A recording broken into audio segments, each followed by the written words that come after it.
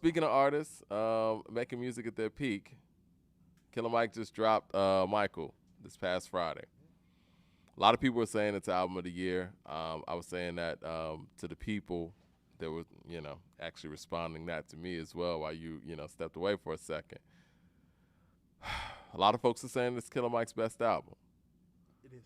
I think it's Killer Mike's best album. Do you think it's album of the year, and do you think it's a classic? Because some people are putting that word out there too. It's a great piece of work. Okay. I don't want to jump the classic status yet. Okay. I want to give it a couple more listens. If it is a classic, it's going to be one of those classics that kind of builds on you and grows on you. I agree. I do not feel the way that I felt when I heard Pray for Paris. Right. Or Magic. Or Alfredo. Or Daytona. Or Victory Lap. So is it that? No, that's also the highest praise we can give in this era in terms of albums. It don't sound like KD2 or KD3 either. So it's not at that tip-top level. But I do. You don't think KD2? Yeah, it's not better than KD2. Okay. It's just not. It doesn't have the diversity. It doesn't have the mic performance. Yeah. You get what I'm saying? Like, where's his Rare? Where's his Store Run? Where's his My Bible? Where's Brunch on Sunday? Where's the diversity? Where's the Lauryn Hill verse where it's like, oh, look at, you know what I mean? Where the person that comes on is like really like what Lauren did on Nobody is what we expected Andre to do on Scientists and Engineers. Now, what you taking, Scientists and Engineers or Nobody? Give me Nobody. Right. Yeah. You want like, how about this runs better than YKTV and records like that? But you know what I'm saying? But overall, KD2 is still better. So this album is the best album of the year so far. I went back and listened to the Skis and the Love album. I am going to slide them down to 2 and 3 respectfully out of this album. The album starts off so stellarly strong. Like the first 3 records just kind of get you in. So he is clear album of the year front runner right now. Classic might be too soon, but where are we at? We're 2023. You know, everybody talks about Kendrick's run and how Kendrick's been the king of this era. So I kind of like have measured things off from when Damn came out last, which was 2016, 2017. So let's say in the last 6 years, you could argue that this is one of the best 25 albums made. And I think that's pretty high praise for it. It's clearly his best album. I enjoy this more than I've enjoyed all of the Run the Jewels projects personally. Yeah. Although 1 and 2 probably are, very high up on people's list. But this is his best product. Yeah. Let me get to some of these super chats. Jay Short with the super chat says, that was the first time people in NY heard those Death Row songs. They still shell shocked. It's called mixing and mastering. Welcome to Death Row. We welcomed them pretty well, man. I wanted to do you justice, Jay Short. That was my whole plan when I was putting this together. I was like, yo, man, I got to make sure Jay Short don't come down on me, man. I got to represent the West Coast well. CJ Kid with the super chat says, why don't people talk about posthumous Pac albums? I thought Are You Still Down was great. Are You Still Down was very well put together, but it's the only one I felt that way about, really. Yeah. CJ Kid with, this is what I will say. When it comes to Pac's posthumous albums, a lot of the production that was on there, in my mind, I felt like he might not have chosen. Right, I think some of the production choices, I think could have been better on some of the posthumous efforts, especially after Are You Still Down? Like you said, that was probably the best one that they did. I felt that way about Born Again, too. I was like, of course. Like, Biggie ain't rapping on these beats, nigga. Biggie ain't rapping with the Hot Boys on this beat. No, the beat. How about this? The only song on Born Again where it's like I heard the beat and I'm like, no, that's I know for what Big. you're going to say. If I Should Die Before I Wake. Oh, I was thinking the one with Red and Meth. No. The Primo joint. And the Biggie joint. The Biggie. Nigga, that shit was crazy. I love that beat. That's straight out of Biggie's. I love that and If I Should Die. But it's like the rest of them, I was like, these ain't Biggie beats. I'm out. Representing Bucktown. Ooh, Come On. Well, you want to know what Come On is on there, though? Come On with Sadat X that he never released. Come on, motherfucker. Come on. CJ Kid with the super chat says, how fast can you claim an album is a classic? No, they're out here saying in interviews. I mean, I was listening to Killer Mike's Breakfast Club interview. I don't want to skip topics, but I have to say this, man. Charlamagne actually got on his microphone at the Breakfast Club and said that 444 is Jay-Z's best album. Okay. And and it's unfortunate to make statements like that, and right after you make that statement, you say stuff like Killer Mike's, in his top 5, which is his top 5. He can say that. And this Killer Mike album's a classic. See, now it just sounds like you're gassing because we all know 444 is nowhere near Jay-Z's best album. He didn't even say it was his favorite Jay-Z album. He said 444 was his best album. Now, we sat in here earlier today because, one of our producers, Ron, man, he tried to tell me, 444 is not as bad as as you're making it out to be. I was like, well, let's play it. Are you out here lying to people too, Ron? We played 444. Is this how you produce this show? With lies? We played 444. Niggas is like, yo, man, turn this off. The only song that got played all the way through. Story of OJ. No. Family Feud. Okay. Yeah. Everything else, skippable shit. The bars ain't there.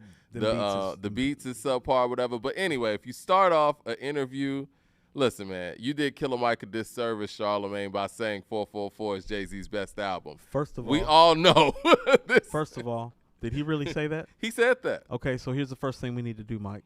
We need to check his veins and his toes. He might have a problem. The first thing we're doing, checking veins, checking toes. Jay-Z wouldn't even say that. If they're dark marks, 60 days.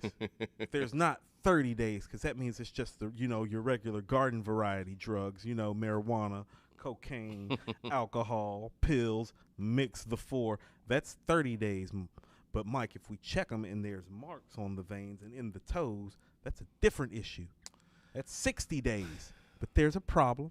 We need to address these mental health issues because you don't have to resort to drug abuse to make wild-ass statements like that. Well, I just think that 444 is Jay-Z's Boule album. And I think that, as a member of the Boule, you got to say that 444 is his best album. But anyway, on to the Killer Mike album. Veins. But they're out here saying in the Breakfast Club interviews that it's a classic album. And I know Killer Mike said, I'm paraphrasing here. Killer said, it's more than a classic. It's a generational statement.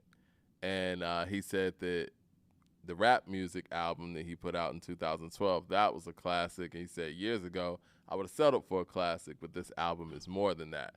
And what I gathered from Killer Mike's interviews, Killer Mike's an incredible speaker. And if I had never heard any of his music and I just listened to the interviews and I hear how he's speaking of these songs, it'll definitely make me go listen to the album. Do I think it's as classic as he also said this, and you're going to love this. He said that he's heard from people that this album is like a mature Illmatic. So, Kumina, Level, Blueprint, and these things. These are the things that are in the interview. Yeah, that's why I thought the interview was interesting in looking at, and so I go back and listen to the album. I think it's a good album. I think it's a dope album. I think it's his best album. But I don't think it's those things. And maybe he does, and maybe Charlamagne does too. I don't know. But when somebody says that 444 is Jay-Z's best album, I don't know what world I'm in and who I'm listening to. So I just got to trust my own ears on that. I think that this could be album of the year so far because we're in a weak year. But like you said, when you mention those other records that we're putting it up against that are, classics in this era, it's not those. It might be Victory Lap, maybe. I don't, I'm being nice. Hold on. Like, what's the first single? Last time I checked, or Run? Hustle and Motivate? Mm-hmm. Are we still hearing last time that I checked? Double Up? Who? Double Up? Yeah. Stop that. Let me see what the people in the chat are saying, man, to some of these things. Stop that. LP with the super chat said, I hope it ain't the LP that, never mind. Let's see. That's the homie LP. I met LP up at the Garden. I'm messing with him. LP with the super chat says, man, I done went too far. I apologize for that, LP. I got you. Yeah, LP with the super chat says, the people who amp up the Dre album ain't even Cass fans. They fans of what they think Andre 3000 is. It's their favorite rapper's favorite rapper, not theirs. It's a very good point. Carry over Lil Wayne fans, probably. Michael Williams with the super chat says, Random potential hot take. Her makes better albums than Beyonce, Rihanna, and SZA. What are your thoughts? I think that's more of a style thing, but her is very dope. Said music, and I totally agree. Her is the best artist of this era, in my opinion. Period, male or female. Yeah, her makes better music than Beyonce. Hold Rihanna, on, and hold SZA. on. Now here's the thing, though. Here's what I will tell you. That last SZA album, though. You like the last SZA But album? I like the last her album more, though. But Me I'm too. more of a her fan. Me too. CJ Kid with the super chat says, "Is Are You Still Down better than Tupacalypse or Strictly for My Niggas?" It's not better than Strictly for My Niggas. I don't know if it's better than Tupacalypse either. Me neither. I need to listen to Tupacalypse again. It's been a long Yeah, time. I mean, because when I go back and actually go through the lyrics and some of the things he's saying, I mean, they brought back some of that stuff on the Dear Mama documentary. Chuck D. I'm like, yeah, this stuff is heavy. Yeah, it's Chuck D-ish. It's not as commercial as some of the stuff that he made moving forward, but that doesn't make it less great. You know what I'm saying? He was like Ice Cube North. Straight up. But yes, I think the classic term is being thrown around possibly because of the year that we're in and the lack of. We want it bad because it's been half Yeah. the year and we don't have one. And then they keep putting this this news story around that there hasn't been a hip hop album to go #1 in 2023, and that's the first time in 30 years that that's happened. I think That probably just changed, but before Killer Mike dropped. So yeah, I think that there's a lot of hype around it, and I will say this: Killer Mike put a lot of effort into this album. I know he said also in the interview that Down by Law was recorded when Obama was in office still. So he's been recording this album for a very long time. He explained how No ID got, brought into the process.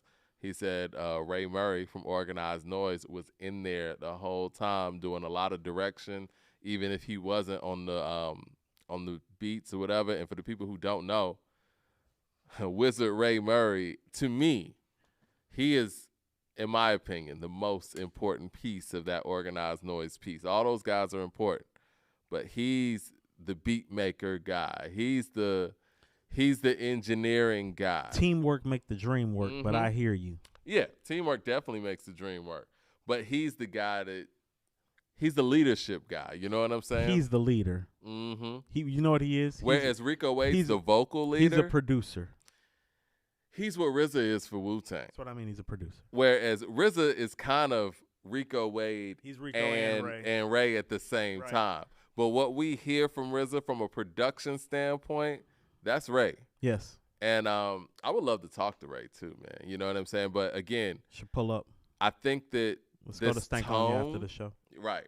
I think this tone that this album gives, this Organized Noise tone, because we said it when we heard it, that comes from the fact that Ray is in there. And, I mean, Killer Mike said that too. He was like, no matter how far you take it, keep it Southern. And that's what Ray kept putting in their ear while they were recording. Ray is incredibly important. So the work that they put in on this effort, you can hear it. You can hear the gospel undertones. I think they played to Killer Mike's strengths, production-wise and honestly subject matter-wise. I think Motherless is incredible. For the junkies. No. So conceptually, For the addicts. album's great. Could even say borderline brilliant. Subject matter conceptualization is there. Mm-hmm. Song sequence and structure there. Production there. MC is there. So album of the year about all those things. But we keep having this conversation. It's the intangible things that take a classic record over the top. And while this record's not a classic, and why it's just album of the year and not a classic, the intangible things. When I talk about the intangible things, it's the things that you don't plan for that come together that make the album beautiful. Let's go to my #1 rap album. What do I always say about Illmatic that makes it great and puts it at #1? Timeless themes. Yeah. That's an intangible thing. Yeah. You get what I'm saying? And so what this album really lacks is the intangible things that make a classic a classic. Like I told you, it's like when I heard the intro to Pray for Paris, and then I started looking at the sequencing, and then I was looking at the names of the songs, like Eurostep, Versace. Yeah. You know what I mean? I'm like, oh, let me hear if he do this right. French Toast. I'm like, let me hear if he do it right. Told you by the time George Bondo was going off, I was like, oh, this shit about to be a fucking classic. Because intangibly, you could hear it and you can tell you know it when it's happening. It give you that feeling like, oh shit. Yeah, something's happening. Do you remember what it was like when we were doing the KD streaming party? Yeah. Do you remember how we talked on the phone after we heard KD 2? We were like, whoa, this is one of the biggest surprises in rap history we just heard. Yeah. We didn't know that he had another classic in him. So it gives you a feel when you know it. Mike, remember when you sent me Alfredo and I was like, I just been playing Scotty Beam like over and over and over. I'm like, this Alfredo shit crazy, Mike. Yeah. That's what I'm saying. It's like you kind of know when it's the intangible stuff. It's the intangible stuff. It's how it feels. It's like when I heard 1985 and God Is Perfect, I was like, oh my God. And then Scotty Beam dropped and then Ross came in. I was like, well, I'm glad you said that though, because I feel a similar way. I feel like this album hits every mark from a technical standpoint, right? And I think they're covering that in a lot of these interviews. But it's something, and I feel these records, but it feels like you said, for that classic thing, there's something missing. It's the intangibles. I'm going to give you a classic intangible moment. It still gives me the chills to this day. It's one of the things that make Aquemini Aquemini. Mike, the intro. Hold on. And the boom, boom, boom, be strong. No, it helps give it that classic feel. When you hear it, it's like. And then Return of the Gangsta. Oh, and then Return of the Gangsta drops, and you're like, and you're like, oh, shit. This is where we're going. This is where we're going. You're like, yes, I'm in. It's on. You know when you know. Even when you have, and you know, since we're talking classic albums, even when you have those records on the album that get overlooked that are as strong as like Y'all Scared, that's intangible stuff. That's like, the stuff where it's like that's a record that you know, back in the day, like you said, we were younger. I would listen to it because I like the whole album. But I hear that shit different now. Like now, that's one of my favorite songs on Aquemini. When back then it really wasn't. And I don't know. I guess maybe time will give that. But yeah, I mean, songs that are deep in the album that people aren't talking about, they're still 10s. That's what classics are. Right. Yeah. It is. So here's what I tell you is like, remember when you heard West Savannah? Yeah. You know how West Savannah sounds now? Like it did when we heard it. Yeah. Because it's timeless. Yeah. It's classic. They want to be me and my family too because of the money that I make me putting cable off in every room. So follow the fiends, follow my life through the nooks and crannies. It's everyday life off in my hood. So come and holla at me. I love when he was like, yo, man, beware if your cane goes. That shit is old. You might slang a rock or two. Just to pay the rent. $5 for a table dance and now your money. So it don't have that. This album don't have that. There's levels. There really is. There is. And it's not any disrespect to Mike because here's what I really thought about. The only other artist that I can think of off the top of my head is a soloist down here that's walking around with two great projects like rap music and like this one. Are all of our heavyweights. That would be Chainz, Jeezy, Future, Tip definitely. And so what I do feel like he did with this album is he did, like, if you felt some type of way or didn't think he was upper echelon, at least in this city and overall, I think that should be put to rest about this album. Like, he should be considered one of the greatest MCs to ever come out of this city, for sure. Well, I think this is what... And that matters now more than it did when he first got started because... No, that's real. But he on the list. I think this would have been a great debut album. Not to say that it's too late to make an album this dope. But what I'm saying is, this city, when you talk about the greats in the city of Atlanta and hip-hop, we're more hit single driven than we are album driven. And Killer Mike has the albums but doesn't have the singles that those guys have. But listen to what I'm saying. He's got two great Run the Jewels projects. He's got two great solo album projects. How many artists are walking around here with four great projects? No, you're right. And so about that, what I would tell you is that, well, not top 5 to come out of Atlanta, but top 10 now for certain. Probably already was, but this is more of a solidification of who he is to me. So it's like, let's get a couple things out the way. Andre CeeLo, Big Boy, T.I., he is not. Yeah. Ludacris, he is not. Yeah. Chains, I- no. Yeah. But after Chains that, has done too much. but after that was 6. Oh, Future 7, right? Yeah. So those 7 guys is clear, right? Yeah. But somewhere in that 8, 9, and 10 spot, there's definitely he's filling that space. You feel what I'm saying? Mm-hmm. And I wasn't sure how much he was filling that space into this album. Just realistically He speaking. definitely brings something different to the table. And so now, how about this? He's solidifying something in a way. It's like, well, do I prefer Big Gip? Yeah, but I got to put Mike ahead of Gip. Yeah, Gip doesn't have the work that Mike has. Right. That's just the honest Right. truth. So so it'd be Big Boy, Tip, Big Boy, That's what Dre, yeah. CeeLo, Future,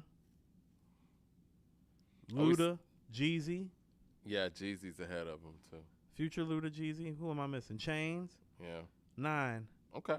Yeah. Mad Max of the Super Chat says, I'm just saying people from all eras swear that their era is nice. Then when you go back, I see you're no better than the era that you hate on. And nothing is new under the sun. Now, that I agree with, Mad Max. You're right. There's a lot of older folks that go out there and hate on a younger generation is doing the same exact thing that they're hating on the younger generation for. You know what I mean? Like, I think we talked about this when we were talking about them banning drill music up in New York. And these are the same people growing up listening to gangster rap. Now, there's been a correlation between the deaths taking place up there and the music. So what say you to that? Because I'm here's sure the reality you matter. could make that same 'cause- correlation back in the day. No. Here's the reality that matter. Niggas was banging hard in Compton long before Straight Outta Compton ever came out. That's fair. That's fair. But gangster rap was getting a lot of blame for a lot of that stuff too. Yeah, you can hear it. You can hear it in Tupac and Scarface's music in the mid '90s. Yeah. Blue Collar Hustle with the super chat says best pure artist of a generation is Childish Gambino. Shout out to that one. I didn't see that one coming. Jay Short with the super chat says, is Killer Mike the mayor of Atlanta or is it still T.I.? Where does he rank with Luda, Chains, T.I., and ATL? I think you just addressed that one.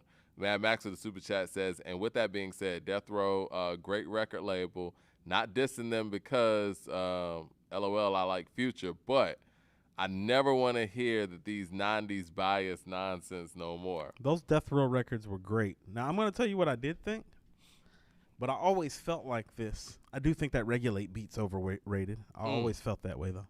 CJ Kidd with a $20 super chat showing love. He says, as an ATL resident, can you explain the importance of Pretty Ken for ATL? I was told that he's basically Dame Dash if Dame could rap. Is this a true assessment? Just asking to build my knowledge on the culture. Never heard that. What say you, Coop? Yeah, I don't know. I've never heard the Dame Dash comparison. Yeah. I would submit to CJ that I would unpack a little bit more about what you're trying to navigate when you're saying Pretty Ken is relatable to Dame Dash in that regard. Yeah. I'm not sure on the direction. Who did he of the put question. on like that? Right. Yeah. Well, I mean, where's the J to market, promote, brand? Yeah. And where's the state property, Kanye West? where's the movie films? Where's the Yeah. independent hustler mindset nature? You know what I'm saying? Yeah, I don't know about that. But Get- again, maybe we need more context. Yeah, that's what I mean. Just a Yeah. little bit more context. Brandon Sloan with the super chat says, talking that ish better than anything on KD2, in my opinion. Okay. You're entitled to that opinion. Mad Max with the super chat says, I don't want to hear the NY bias, Coop, out. It's not NY bias when I get on a rap roundtable or A2HH and slander not Biggie. I just keep it funky. I'm on head tops. He said cop, not coop. Oh. I don't want to hear the NYC bias cop out. Oh, the cop out, my bad. NYC bias cop out. Man, Mad Max he be doing so much shorthand, you know what I'm saying? Mad Max. That's how the kids do, Mike. You know, they Yeah. really didn't learn how to read or write all the way. You Mad know, Max with the the super chat pandemic says, just made it worse for grown ass men like Max. Okay. pause to the head top comment. That was crazy. Yeah, well, pause. that's what happens when you grow up using emojis and abbreviations to learn your diction and use of grammar and speech in America. Are we ready to rate this album? And, if it is album of the year, and let's just say it's possibly the mark, what do you rate it? Because I feel, let me say this. Okay. I think it's somewhere in the JID range from last year. I agree. I listen. If somebody said that I they think it's- felt like JID's album was better, I wouldn't knock them for it. I think the beats on this album are a little better. Okay. So I actually I think it's better produced. Yes. Overall. I do. Yeah. Is the mic performances better than JID's album? Yes. Okay. I was actually about to say this album is slightly better than JID's album overall in terms of the mic performance. The only place where I find the albums to be on par in a brilliant way is both the conceptualization of both of these Okay. albums. But Yeah. I believe we gave the JID a 4.5. Mm-hmm. And I was actually saying this album of the year so far is a 4.6. I was thinking 4.6. Then we're on the same page. Yeah. I want to kind of give it the 4.7, but I kind of want to ride to it a little bit more. I think if it's really that, it'll grow to that, and we'll feel that way in the next couple of months. you Right. know. Do you think that there's anything on the horizons that will possibly surpass it? Do you think this Pray for Paris 2 or Benny's album would hit? Pray for Paris 2 and the Benny album. So the Griselda Camp are the two that are on the horizon that seem like, you know. CJ Kidd with the super chat says, didn't PK create the Attic Crew? Yeah. Which was like his own Dungeon Family after he left the Dungeon Family. If not, then who is he then? I heard that he is an important figure in Atlanta, in the city of Atlanta. I've always heard that that was more of a KP thing other than Pimpin' Ken. Is he talking about KP or is he talking about, well, he's talking about Pimpin' Ken clearly. I thought that, yeah, and they created the Attic Crew from Parental Advisory. Correct. PA. Yeah. So I you know, See, but the again, I've Dame, never heard but that. the Dame Dash thing still doesn't apply. I'll tell you what we probably need to do is that we need to come up with a mogul comparison to give to CJ, because I see what he's trying to do. He's trying to connect the threads of his hip hop knowledge and expand it down to this way. So wrap back up with us on Friday. I'm gonna give you some more of a comp and analysis. Yeah, I mean, are you looking at shoot us some links to the Pimpin' Ken interviews that you're talking about too, and maybe we could add some context to that. But yes, do you see anything on the horizon that could possibly, supersede this album? Benny and Westside, from what I see, this on the horizon. There's Cole still floating out there, Nas still floating out there. Be nice to hear another Pusha T album this year. Oh yeah, The Clips. Think we're gonna get a Clips album? I'll say might get a Clips album. That would be my dark horse for album of the year. I do feel like, how about this? Here's what you can say about them in a detraction kind of way. I do feel like that they had the best rap album of 2006 with Hell Hath No Fury, but I also felt like that was a weak year. It was. I was giving it to King at the time. I mean, T.I. made his biggest and best piece of work. And I totally understand that and respect that, but I really think that's more about the notoriety than the singles. Hell Hath No Fury in the end is just better than King. As much as I love King and I love that album, it's not better than Hell Hath No Fury. And so I would tell you that I think the Clips I don't think they're recreating Hell Hath No Fury, but I do think in a year like this, which is 2006-ish, that they can go snag album of the year. I think they're at a level where they can do it. I Well, think production would be the biggest question mark, honestly. Actually, I think subject matter, because of where No Malice is and how it's going to blend with, Lil Bro being the Kilo champ. Right. Jay Short with the super chat says, as much as I'm trolling about Death Row, I don't think it's a coincidence that they got promoted so heavy after the 92 LA riots. They had to get rid of that PE Cube KRS energy. Media attention changed. Oh, definitely. I do have a song title for them, though. It's called White Robe and White Powder. Yeah. White Robe and White Powder. Yeah. Clips.